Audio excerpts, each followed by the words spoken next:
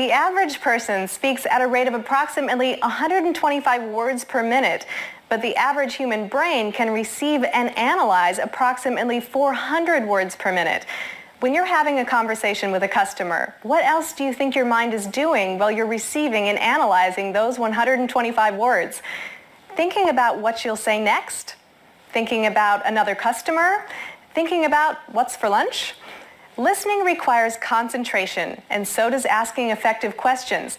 Both are essential to maximizing customer satisfaction and sales opportunities. Let's start with asking questions. Your goal when asking questions is to gather as much information as possible to uncover customers' wants, needs, and concerns so that you can suggest appropriate options and maximize your customers' health, comfort, safety, and convenience. Now, to gather as much information as possible, you'll want to keep your questions open-ended. Open-ended questions lead to more than just a yes or no answer. Open-ended questions usually begin with the words who, what, why, when, where, how, or share with me. Consider this question: do you want a new thermostat? How effective is that going to be? Instead, you might ask, how often are you having to manually adjust your thermostat to get the comfort you want? How long does it take to get the house feeling comfortable on a cold morning? Or, who gets up first in the morning to turn up the heat?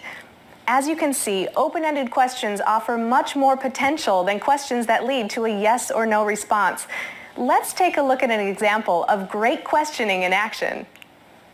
How old would you say this is? Gee, I don't know. I mean, it came with the house. That's not uncommon, especially for this neighborhood. How often do you find yourself having to adjust it? Well, personally, I don't touch it all that much. My husband gets up every morning before I do, and he turns the heat up. Well, you're a lucky lady. I have some customers where that's the wife's job. Yeah, he really hates it. I'm sorry he has to deal with that. Let's see, let's talk about comfort. Share with me where the hot and cold spots are in the house. Oh, that is a huge issue for me. Really? Oh, I'm sorry to hear that. Notice how much information that technician got by asking open-ended questions? The next thing we're going to talk about is a listening technique called QAS. QAS stands for Question, Answer, Support. QAS will help you concentrate on what customers are saying, and QAS is a great way to show customers that you're listening and that you care. Anytime you're asking great questions, you always want to support your customers' answers by acknowledging what they've just said. Just nodding your head, making a note, or saying, uh-huh, isn't enough. You need to demonstrate to customers that you're listening by making a supportive statement that acknowledges what the customer has just said. Let's watch our scenario again. This time we'll point out the question, the answer, and the supportive response so you can see what I mean. How old would you say this is? Gee, I don't know. I mean, it came with the house. That's not uncommon, especially for this neighborhood. How often do you find yourself having to adjust it? Well, personally, I don't touch it all that much. My husband gets up every morning before I do, and he turns the heat up. Well, you're a lucky lady. I have some customers where that's the wife's job. Yeah, he really hates it. I'm sorry he has to deal with that. Let's see, let's talk about comfort. Share with me where the hot and cold spots are in the house. Oh, that is a huge issue for me. Really? Oh, I'm sorry to hear that.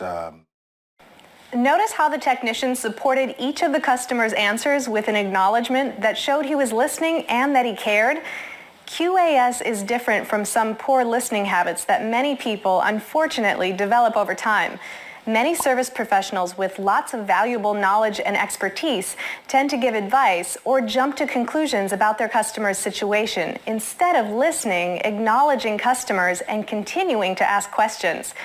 If you cut conversations short by giving advice or jumping to conclusions, you're cutting short your own opportunities to learn all you can about a customer and their situation, and you may eliminate opportunities to recommend everything a customer might need. Besides, if you cut a customer off or finish their sentence, although you think you're being helpful, most customers will perceive you to be rude. So when you're working with customers, avoid the tendency to give advice, jump to conclusions, or even think about what you'll say or ask next.